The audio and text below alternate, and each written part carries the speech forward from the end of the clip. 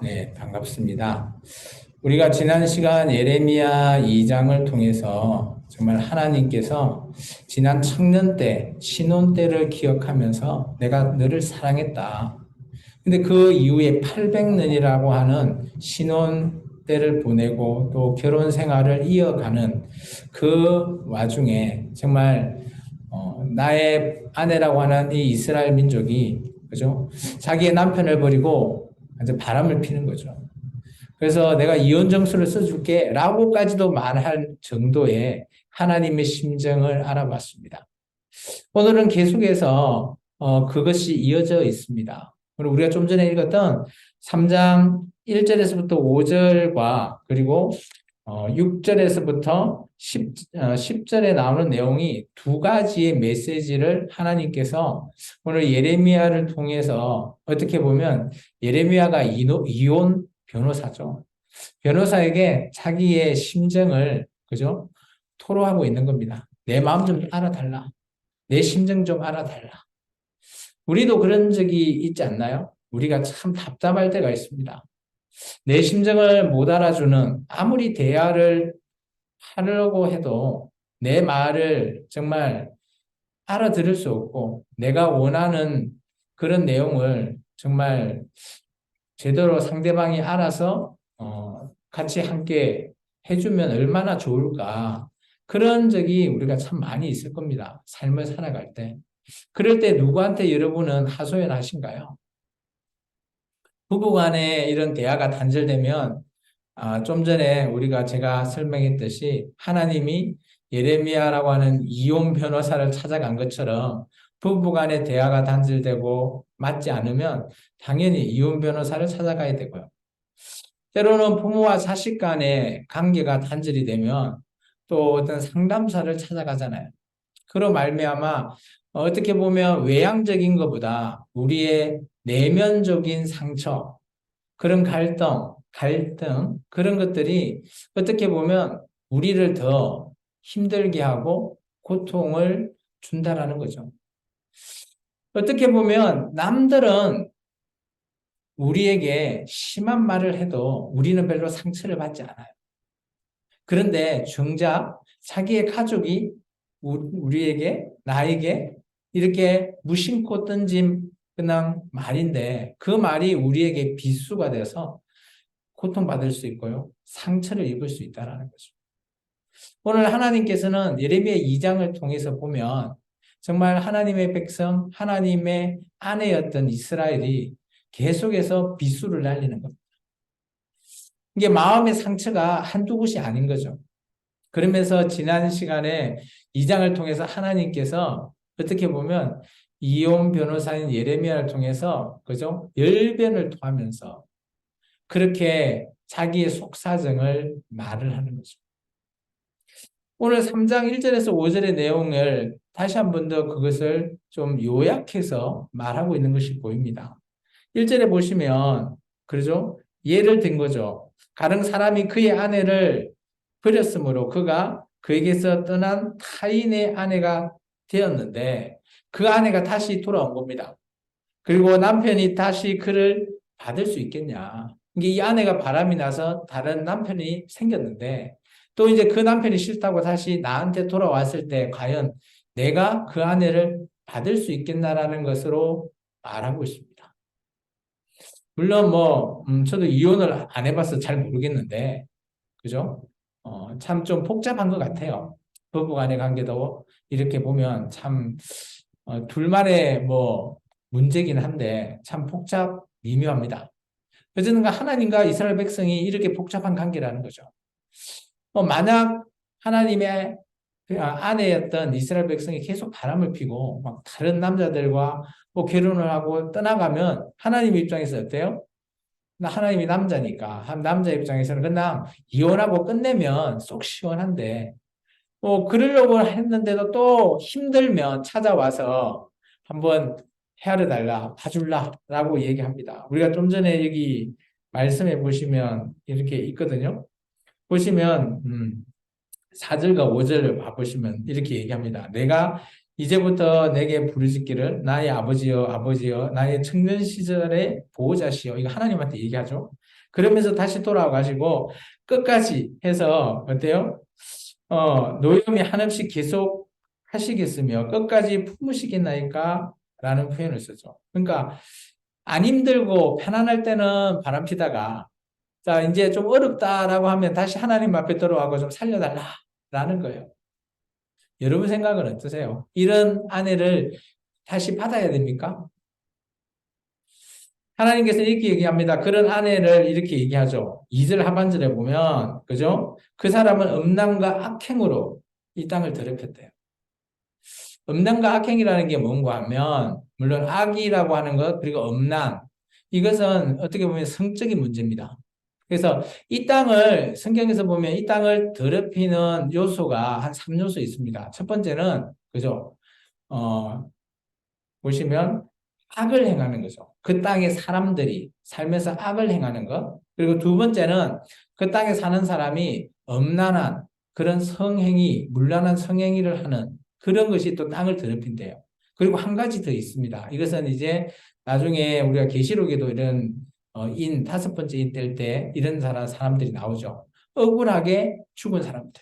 무죄한 자의 피, 그러니까 아벨처럼 그런 피를 흘린 그런 사람들을 통해서 그런 행위를 한 사람들로 말미암아 이 땅은 더럽힐 수 있다는 거죠. 그래서 어떻게 보면 땅이 더럽다라는 거는 땅이 뭐 안 좋다 이런 게 아니라 사는 사람이 어떻게 사느냐에 따라 가지고 하나님은 그 땅을 평가한다라는 거죠.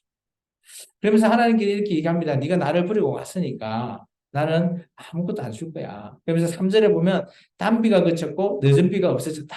이게 뭔가 하면 이스라엘 민족이 늘 농사를 짓잖아요. 그래서 이른 비와 늦은 비예요. 그래서 여기서 이른 비는 이게 우리가 우리식으로 생각해도 좀 비슷할 것 같아요. 그죠?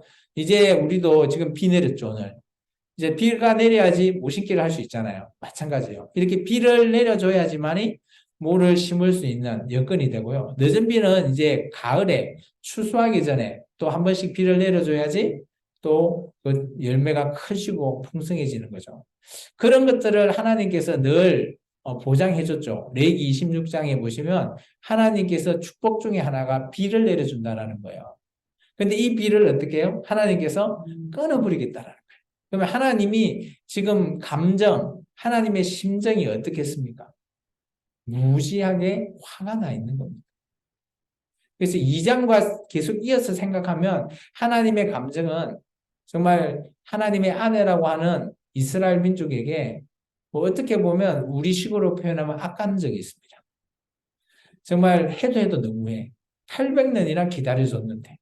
그러면서 하나님은 옛날에 청년 때, 결혼 신혼 때, 그때를 떠올리면서 정말 800년까지 기다려줬는데, 지금 와서도 똑같아.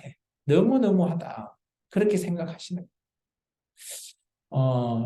결혼하신 분들 오래 결혼 생활을 하시면 처음에는 정말 한눈에 반하거나 아니면 너무 사랑해서 잘 산다고 합니다. 근데 이게 시간이 지나가면 그죠? 그렇지 않다고 해요. 그놈의 자식 때문에 내가 산다. 그러다가 이제 나이가 다 먹고 한 50년 같이 살다 보면 그때는 뭐 때문에 산다고요? 그놈의 정 때문에. 그렇게 산다. 이 그렇게 얘기합니다. 참 하나님 입장에서 800년 동안 그죠? 바람 피고 뭐 돌아와서 또 살려달라 하면 살려주고 뭐 그것이 계속 반복되는 거잖아요. 여러분 같으면 이렇게 하나님처럼 참 살 수 있겠습니까? 참 그런 막바지에 다다른 거죠. 이제 결국은 내가 이혼해야 되겠다. 그 끝이라는 거죠. 그 끝까지 왔다라는 단계까지를 좀 생각해 보셔야 됩니다. 그리고 이때가 남유다의 어떤 왕 때라고요? 요시야라고 하는 왕 때입니다. 한번 돌이켜 봅시다. 남유다의 요시야 왕은 어떤 왕이었어요? 하나님께서 다윗보다도 더 칭찬하고 요시야 왕 이전과 이후에 이런 왕은 없었다라고 평가하신 하나님의 평가가 그렇게 어마어마한 대상인 왕이 바로 요시야 왕입니다. 근데 그 왕 때 하나님께서 뭘 준비하신다고요? 기원을 준비하셔요. 아이러니하지 않습니까? 그러다 보니까 하나님께서 참 하나님의 마음도 안타까울 것 같아요. 참 보니까 이 왕은 너무 잘하는데 또 하나님의 그 뜻이 이때까지 기다렸는데 이런 왕은 없었는데 이제 한번 다시 해봐야 되는데 왜 하지 않지? 좀 궁금하죠. 그런 요시야 왕이 개혁도 하고 하면 하나님께서 그래 내가 너 때문에 한번 다시 해볼까? 이런 생각을 우리는 할 수 있어요. 근데 하나님의 뜻은 이제 그대로 가십니다. 변개하지 않아요. 바꾸지 않습니다. 그 이유가 뭘까요? 그 이유에 대한 두 번째 메시지가 6절에서부터 10절입니다. 읽겠습니다. 요시야 왕 때 여호와께서 또 내게 이르시되 너는 개혁한 이스라엘이 행한 바를 보았느냐 그가 모든 높은 산에 오르며 모든 큰 나무 아래로 가서 거기서 행음하였도다. 그가 이 모든 일들을 행한 후에 내가 말하기를 그가 내게로 돌아오리라 하였으나 아직도 내게로 돌아오지 아니하였고 그의 반역한 자매 유다는 그것을 보았느니라. 내게 개혁한 이스라엘이 간음을 행하였으므로 내가 그를 내쫓고 그에게 이혼서까지 주었으되 그 반역한 자매 유다가 두려워하지 아니하고 자기도 가서 행음함을 내가 보았노라. 그가 돌과 나무와 더불어 행음함을 가볍게 여기고 행음하여 이 땅을 더럽혔거늘 이 모든 일이 있어도 그의 반역한 자매 유다가 진심으로 내게 돌아오지 아니하고 거짓으로 할 뿐이니라. 여호와의 말씀이니라. 아멘. 오늘 요시야 왕이라고 하는 정말 하나님도 최고, 우리 같은 거죠. 최고의 왕이다. 다윗보다 더 최고. 뭐 이런 평가잖아요. 그런 왕인데 오늘 보면 이 당시 요시야 왕 때라면 북이스라엘이 어때요? 멸망한 후입니다. 히스기야 6년 때 북이스라엘이 아수르에 의해서 멸망당하죠. 그럼 요시야 왕 때는 북이스라엘이 있어요? 없어요? 존재하지 않아요. 그래서 뭐 이런 표현이 있잖아요. 8절에. 그죠? 내게 배역한 이스라엘. 이 이스라엘이 북이스라엘이거든요. 그 왜 배역했냐? 그들이 간음을 행했다라는 거죠. 그래서 하나님을 찾지 않고 우상을 찾았다는 거예요. 그래서 내가 그를 내쫓고 그에게 뭐까지 줬다고요? 이혼서까지 줬대요. 부부가 이혼을 한다라는 것, 우리도 지금 법적으로 뭐 이혼서를 써야 되잖아요. 그래야지 이혼할 수 있습니다. 법적으로. 이스라엘 민족은 지금 대한민국보다는 좀 더 강화되어 있는 그런 법을 적용하고 있어요. 그게 뭔 말인가 하면, 여자가 이혼하고 싶어도 남편이 이혼에 합의서를 써주지 않으면 절대 이혼할 수가 없습니다. 좀 강압적이죠. 우리 같은 경우는 법적으로 충분히 할 수 있거든요. 그런 것들을 반박시켜서. 근데 이스라엘은 좀 더 강화되어 있는 거예요. 그러다 보니까 오늘 하나님께서 뭘 써줬다고요? 이혼서를 써줬어요. 그렇다면 뭡니까? 이혼한 거죠. 북이스라엘과 이혼을 했기 때문에 북이스라엘은 멸망당해버렸습니다. 네. 그런 꼴을 보고 있는 오늘 자매인 남유다. 이제 여기서는 자매라고 표현하고 있습니다. 이스라엘 민족이 두 쪽으로 나눠졌으니까 솔로몬 왕 이후에. 그래서 언니 된 북이스라엘은 이혼서까지 써줬는데 보니까 멸망당해 버렸네. 우리 식으로 따질까요? 우리가 부부 관계가 있는데 그죠? 부부가 이혼 합의 이혼했는데 잘 살아야 되는데 이혼하고 나서 그냥 죽어버렸네. 그러면 그 꼴을 본 동생은 어떻게 해야 돼요? 왜 언니가 저렇게 죽지? 그런 걸 우리가 좀 생각해야 되지 않을까요? 언니가 뭘 잘못했을까? 그죠? 남유다인, 그죠? 동생인 자매가 언니가 왜 하나님을 떠나서 저렇게 되었을까라고 깨달아야 되는데 오늘 놀라운 거는, 그죠? 10절을 한번 봐보실래요? 자매 유다가 진심으로 내게 돌아오지 아니한다. 줄을 좀 끊으면 좋겠어요. 이 당시에 요시야 왕 때 요시야 왕은 진심으로 하나님 앞에 어때요? 돌아갔나요? 안 돌아갔나요? 돌아갔죠. 개혁을 했기 때문에. 그리고 북이스라엘 나라가 없는데도 사마리아까지 가서 그 뭐 바알이나 이런 우상까지 다 부숴버렸어요. 그러면 요시야 왕은 진실한 마음이 있는 거예요. 그런데 하나님의 평가는 뭐라고요? 자매 유다가 진심으로 내게 돌아오지 않았대요. 이상하지 않나요? 나중에 우리가 지난 조금 우리가 몇 주 전에 봤죠? 스바냐스 나 이런 걸 봤을 때 어땠어요? 요시야 왕 때 백성들의 행위가 앞에서는 요시야 왕이 얘기하면 아멘 아멘 하면서 했는데 돌아서서 자기 집에 가보니까 우상이 있는 거예요. 하나님은 이걸 보신 거라는 거죠. 이게 이 남유다가 정말 하나님 앞으로 돌아오려고 하는 그 진실한 마음이 있다 없다? 오히려 북이스라엘에 보다 더 없다라는 거예요. 백성이. 그러다 보니까 하나님께서 11절부터는 이렇게 꿈꾸십니다. 만약 이 요시야 왕 때 지금 남유다 백성이잖아요. 남유다 백성이 더 악을 행하는 거예요. 그래서 하나님은 이렇게 우리가 가정해 봅니다. 생각해 봅니다. 요시야 왕 때 저 북이스라엘 백성을 붙여주면 과연 내 마음에 합하였을까?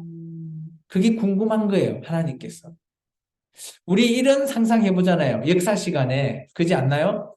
역사 시간에 삼국시대에 고구려 백제 신라가 통일했잖아요. 만약 백제가 통일했으면 어땠을까? 지금의 일본이 우리나라 영토 아닐까? 아니면 고구려가 통일했으면 지금 중국의 반 이상이 지금 대한민국의 영토가 아닐까? 그렇게 우리가 상상의 나래를 펼치잖아요. 하나님이 그렇다는 거죠. 만약 이 요시야 왕, 정말 잘하는 왕 밑에 저 북이스라엘 배역했다고 하는 저 북이스라엘 백성이 요시야 왕과 함께 했다면 어땠을까? 하나님 입장에서는 북이스라엘은 왕이 잘못한 거예요. 여로보암 왕이 단과 베들에 여호와 송아지를 만들어 놓고 경배했기 때문에 백성은 따를 수밖에 없죠. 그런데 그 백성은 정말 진솔하게 그게 진짜 여호와라고 생각하고 따랐던 거예요. 그게 잘못됐다 이걸 판단을 못한 거죠. 왜냐? 그렇게 가르쳤기 때문에. 그런데 요시야 왕이 만약 그 나라의 왕이었다면 이거 잘못됐어 하면서 깨 부숴버렸다면 이 백성은 하나님 앞으로 돌아오지 않았을까? 하나님은 이렇게 상상의 나래를 펼친다는 거죠. 그러면서 하나님께서 이렇게 얘기하십니다. 우리 11절부터 먼저 14절까지만 읽어주시겠습니까?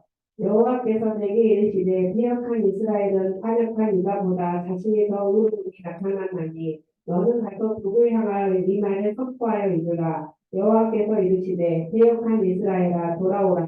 나의 노한 얼굴을 너희에게로 향하지 아니하리라. 나는 국물이 있는 자라 너를 한없이 품지 아니하느니라. 여호와의 말씀이니라. 너는 오직 내 죄를 자복하라. 이는 내 하나님 여호와를 비방하고 내 길로 달려 이방인들에게로 나아가 모든 푸른 나무 아래로 가서 내 목소리를 듣지 아니하였습니다. 여호와의 말씀이니라. 여호와의 말씀이니라. 배역한 자식들아 돌아오라. 나는 너희 남편입니다. 내가 너희를 사물에서 하나님과 족속 중에서 푸른 택하여 너희를 시온으로 데려오겠고. 아멘. 여기까지만 할게요. 봐보시면 오늘 하나님께서 어떻게 평가했다고요? 11절 한번 잘 보세요.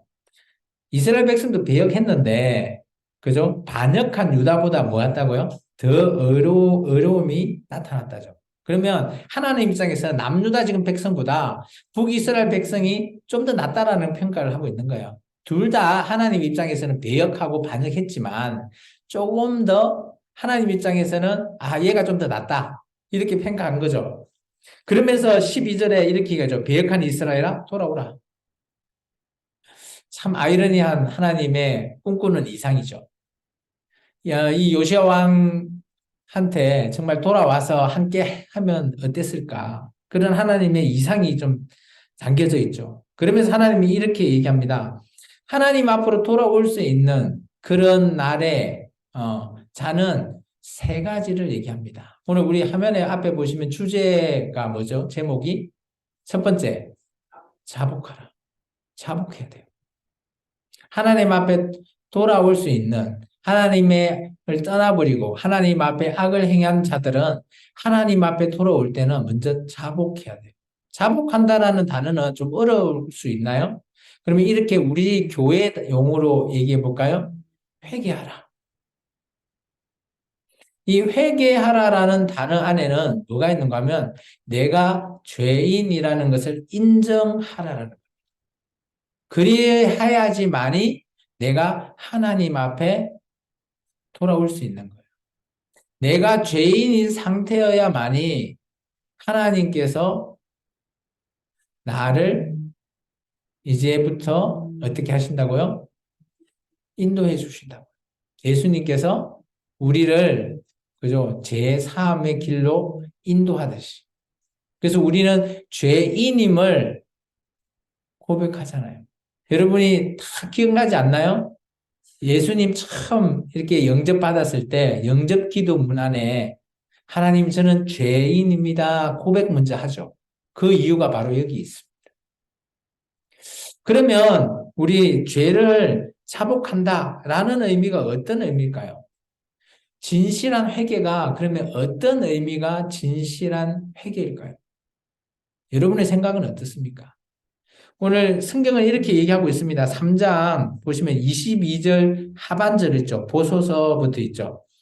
22절 하반절부터 25절까지 먼저 좀 읽어주시겠습니까? 빼앗간 자식들아 돌아오라. 내가 너희의 빼앗함을 고치리라 하시니라. 거기서 우리가 주께 왔사오니 주는 우리 하나님 여호와이심이니라.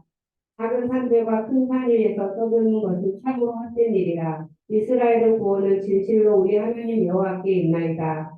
그럼 그것이 우리가 청나는 때로부터 우리 조상들은 상업인 양떼와 소떼와 아들들과 딸들을 삼켰사온즉 우리는 수치 중에 묻겠고 우리의 치욕이 우리를 덮을 것이니 이는 우리와 우리 조상들이 청나는 때로부터 오늘까지 우리 하나님 여호와께 범죄하여 우리 하나님 여호와의 목소리에 순종하지 아니하였음이니이다. 아멘.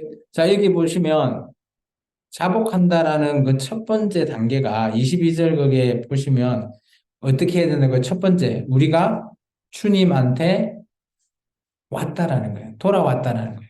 우리의 마음이 주님한테 이제 돌아서는 겁니다. 그리고 하나님 앞에 이렇게 고백하죠.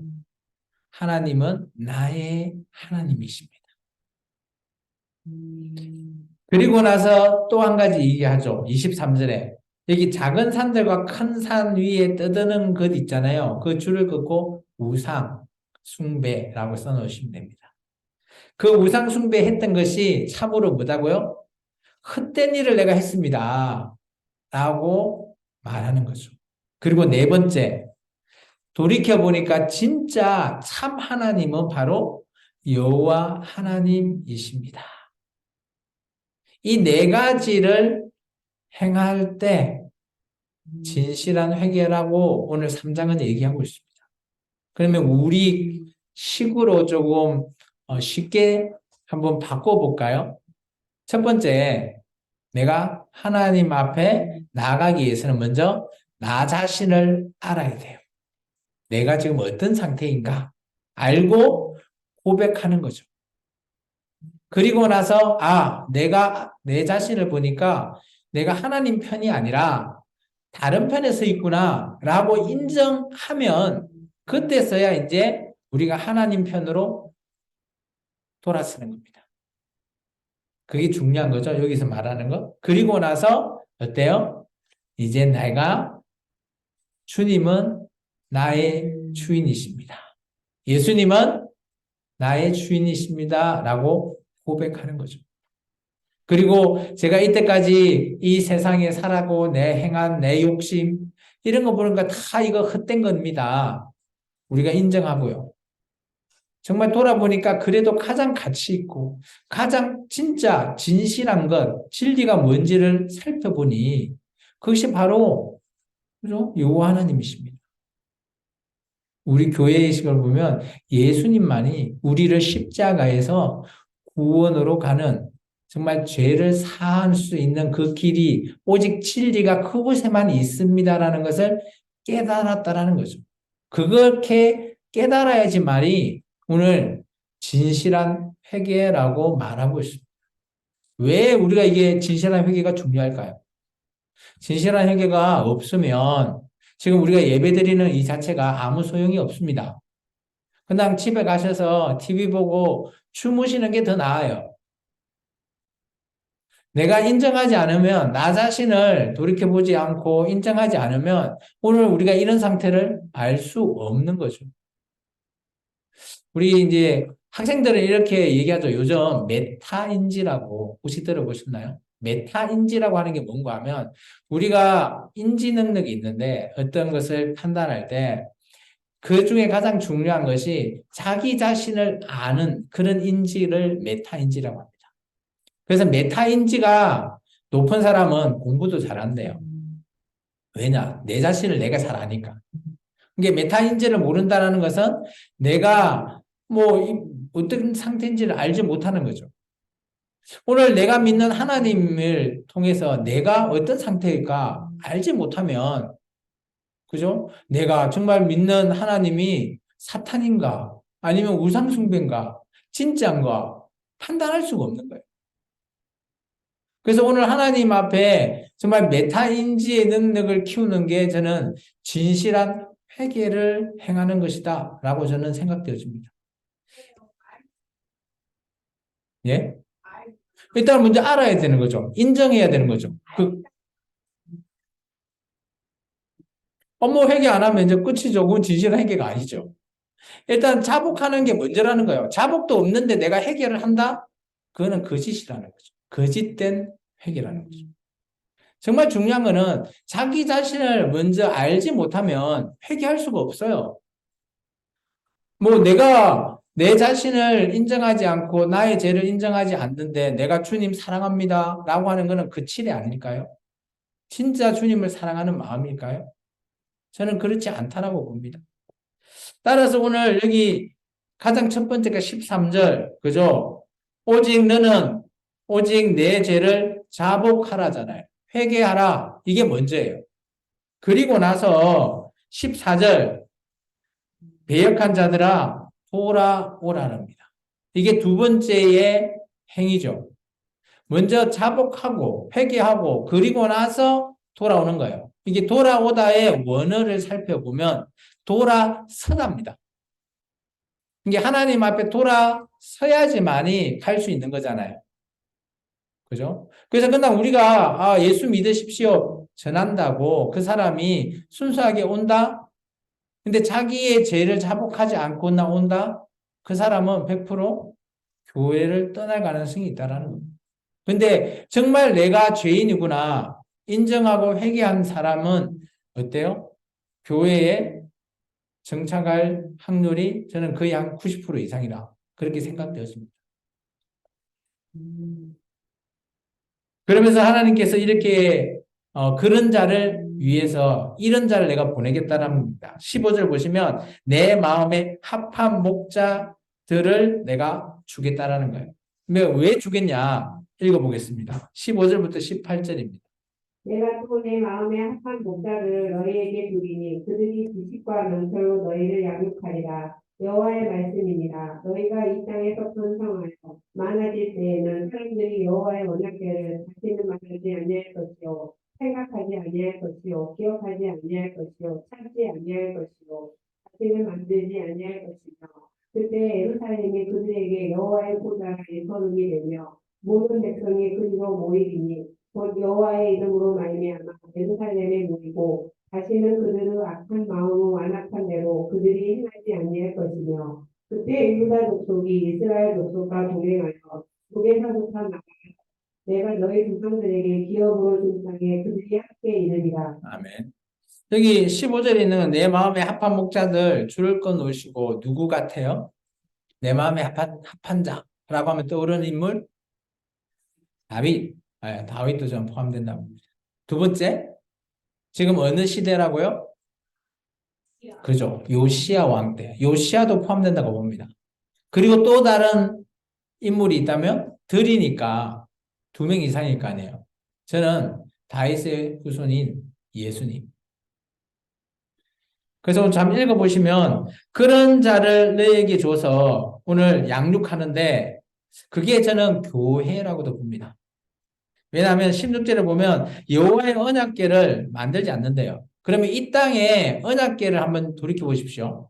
언약궤는 언제 만들어졌죠? 모세 때잖아요. 왜요? 하나님께서 성막을 짓고 그곳에 하나님께서 함께하기 위해서 만들어 주셨잖아요. 근데 여기 잘 읽어보시면 언약궤를 만들지 않고 기억도 안 나게 한다요. 그 말은 언약궤가 이 땅에서 필요하다 안 하다? 필요 없을 수 있다라는 겁니다. 그리고 나서 오늘 17절에 보면 예루살렘이 아예 하나님의 여호와의 보좌래요. 그러면 이 예루살렘은 이 땅의 예루살렘일 수 있는데 저는 우리가 요한계시록과 이어보면 새 예루살렘 성에 그 보좌에 계시는 하나님? 그렇다면 이때는 언제일까? 제 생각대로 했다면 이거는 하나님이 꿈꾸는 이상이기 때문에 정말 마지막 새 예루살렘이 나오면 요한계시록 22장 그 정도 가야지 꿈꾸는 하나님의 이상이지 않겠나라고 보여집니다. 그런데 1차적으로 이 예레미야 때라면 언제일 것 같아요? 예레미야 때면 아마 저는 이 예레미야 때 이후에는 이들의 남은 자들이 바벨론 포로로 잡혀가게 되고요. 그 이후에 예루살렘이 하나님의 보좌가 된다라는 것은 예루살렘이 다시 성전이 지어진다는 거죠. 그러면 그때는 스룹바벨 성전, 바벨론 포로 기한 이후에 스룹바벨 성전이 지어지는 그때라고도 볼 수 있습니다. 단기간이라면, 단시간으로 본다면. 그래서 예레미야 때로 보면 아마 1차적인 거는 스룹바벨 성전 때 그때 바벨론 포로 귀환자들이 돌아와서 하나님 앞에 예배하는 그곳 그렇게 이제 판단할 수 있고요. 저는 제가 아까 얘기했던 것은 우리가 늘 말하고 있는 계시록 그죠? 하나님의 그 새 예루살렘 성 그곳에 있는 하나님의 보좌 앞에서 우리가 나아가는 그거로 보면 교회 시대 이후의 모습, 저 그렇게 얘기할 수 있습니다. 어쨌든 간에 그때는, 그죠? 모든 사람들이 악한 행위를 하지 않는데요. 그렇다면, 스룹바벨 성전 때면 악한 행위를 안 했을까요? 하나님께서 그 이후에 말라기 때 하나님 백성에게, 그죠? 하나님 백성이 아내가 한 그 한마디 말에 하나님께서도 좀 일침을 당하셨죠. 어떻게 우리를 사랑하셨습니까?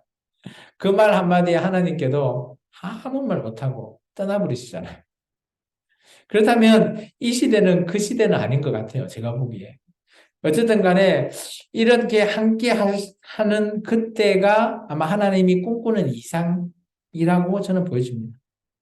그래서 하나님께서 한 번 더 얘기하십니다. 그런 너희를 내가 어떻게 하겠다? 돌아온다면, 이런 배역한 너희가 돌아온다면 그래도 내가 고치겠다는 겁니다. 19절부터 22절 전반절까지 읽어주시면 됩니다. 내가 말하기를 내가 어떻게 하든지 너를 자녀들 중에 두며 허다한 나라들 중에 아름다운 기업이니 귀한 땅을 내게 주리라 하였고 내가 다시 말하기를 너희가 나를 나의 아버지라고 나를 떠나지 말 것이니 하였도다. 그런데 이스라엘 족속아 마치 아내가 그의 남편을 속이고 떠나간 같이 너희가 확실히 나를 속였느니라 여호와의 말씀이니라. 소리가 헐벗은 산 위에서 들리니 곧 이스라엘 자손이 애곡하며 간구하는 것이라. 그들이 그들의 길을 굳게 하며 자기 하나님 여호와를 잊어버렸으미로다. 배역한 자식들아 돌아오라. 내가 너희의 배역함을 고치리라 하시니라. 아멘. 여기 보면 하나님은 한결같이 이렇게 얘기합니다. 나는 너의 뭐라고? 남편이라. 또 동그라미 한번 쳐주십시오. 14절에 보면 돌아오라. 나는 너희의 남편임이라. 있죠. 남편. 그리고 여기 20절에 보면 그죠? 그의 남편을 속이고 남편 있잖아요. 이 남편의 원어를 살펴보면 이 원어를 읽으면 어떻게 읽혀지는가 하면 바알입니다. 바알. 결혼하다. 그것을 바알이라는데 이것은 언어적인 유인 것 같아요. 이들 지금 이스라엘 백성을 어떤 우상을 섬기고 있다고요? 바알을 섬겼잖아요. 조금 그러죠. 언어적인 유의를 좀 쓴 것 같고요. 그래도 어쨌든 간에 내가 네 남편이니까 돌아오면 내가 너와 함께 하겠다라는 거예요. 고쳐주겠다라는 거죠. 오늘 예레미야 3장을 통해서 이제 정리를 한번 해볼까 합니다. 우리의 인생도 별 다르지 않다라고 봅니다. 그죠? 가족 간의 문제, 아니면 부부 간의 문제, 아니면 뭐 인간관계의 문제, 이런 걸 다 돌이켜 본다면, 정말 오늘 3장, 예레미야 3장을 정리해 보면, 좀 그런 모든 문제들의 뭐 핵심이라고 좀 보여진다고 봅니다. 예. 절에요. 예. 성경에서 하나와 족속 중에서 둘을 택하여 이거 어디를 말하는 거예요? 여기는 이제 뭐 어딘지는 잘 모르겠습니다. 그래서 성읍에서 하나와 족속 중에서 둘을 택하여 너희를 시온으로 데려오겠다라고 하는데, 여기는 아마 이 북이스라엘을 얘기하는 것 같거든요. 북이스라엘의 백성들. 근데 이제 그 백성이 누군지에 대해서는 잘 모르겠습니다. 예. 어쨌든 간에 하나님께서 북이스라엘 백성을 데려오겠다. 뭐 그렇게 얘기하는 거죠. 그래서 하나님 입장에서는 함께 하기를 원해요. 그런데 어쩔 수 없이 이혼 증서까지 써줄 수밖에 없는 상황으로 내몬 사람이 아내인 이스라엘, 아내인 유다를 하는 거죠. 하나님 입장에서 남편 된 하나님 입장에서는 너무 사랑하니까 어쩔 수 없이 써줄 수밖에 없는 그런 상황에 처해 있는 거죠. 싫어도 그죠? 끝까지 사랑하고 싶은 그런 마음은 있다라는 거죠. 그래도 이혼하고 나서도 네가 돌아오면 내가 받아주겠다라는 거예요. 고치겠다라는 거예요. 이게 하나님의 우리를 사랑하십니다. 그래서 예수 그리스도를 통해서 지금 이방인 우리에게까지도 사랑하심을 증거로 보여주시잖아요. 그래서 하나님의 사랑하심은 우리가 정말 모범으로 따라야 될 그런 대상이죠. 정말 우리가 하나님 하면 뭐 거룩하다 이런 걸 떠나서 잘 보면 하나님의 그런 모습이 우리의 모습과 동일합니다. 물론 우리보다 더 뛰어나시죠. 근데 우리가 그런 모습을 이 땅에서 본받으면 부부 간의 관계나 자녀가 부모 간의 관계, 인간관계 모든 것들이 해결될 수 있다라고 저는 보였어요. 어떤 사람은 이렇게 얘기해서 하나님이 이렇게 일방적으로 호구 아니냐라고 말할 수도 있겠지만 하나님이 그래도 사랑하시니까 호구돼도 하나님께서 함께하겠다는 거죠. 그래서 오늘 말씀을 정리해 보면 하나님과의 관계가 회복되지 않다고 생각될 때 우리는 뭘 해야 됩니까? 정말 진실한 회개가 필요합니다. 그리고 나서 하나님 앞에 다시 돌아서야 한다는 거죠. 여기도 결단이 필요합니다. 하나님 앞에 나아간다라는 게 뭡니까? 예배잖아요. 지금 저와 여러분이 하고 있는 이 예배가 우리는 하나님 편에 돌아서서 하나님과 함께 나아가는 거죠. 하나님 앞에.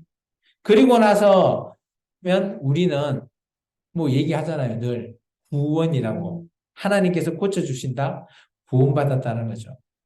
그 구원을 오늘 우리식으로 표현해 볼 수 있는 거죠. 놀라운 건 우리를 향하신 하나님의 계획, 이런 계획은 정말 하나님 아니면 이룰 수 없다라고 생각되어집니다. 예레미야 3장은 이스라엘 민족에게 향한 계획이지만 오늘 좀 더 폭넓게 생각해 보면 교회인 우리에게까지 그 계획이 지금까지도 이루어지고 있다라는 사실을 우리는 기억하면서 하나님의 그 사랑하심 속에 우리가 닮아가는 저와 여러분의 인생이 담겨 있기를 원합니다. 기도하겠습니다. 주님 감사합니다.